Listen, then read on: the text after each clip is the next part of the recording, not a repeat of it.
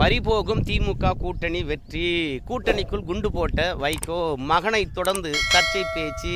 Pass subscribe பண்ணிக்கிட்டு அப்படியே வைகோ பேசுறத கேளுங்க pass. Congress betrayed Tamil Nadu in every front at that time.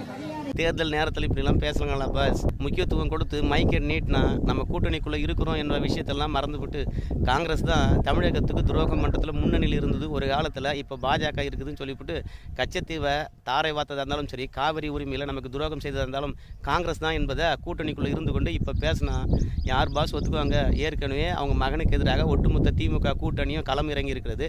திமுக எதிராக அவர் பேசின விஷயத்தை வைத்து ஏற்கனவே கூட்டணி கட்சிகளை பொறுத்த வரைக்கும் அவங்கவுங்க வேட்பாளர்கள் வெற்றி பெற்றால் போதுன்னு சொல்லிவிட்டு அவங்கவுங்க வேட்பாளருக்கு மட்டுமே பிரச்சாரம் பண்ணிட்டு இருக்காங்க.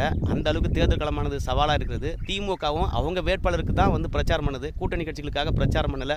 இப்படி இருக்கின்ற தருணத்தில் இப்படி சர்ச்சைக்குரிய கருத்து பேசினா எப்படிங்க வெற்றி பெற முடியும்?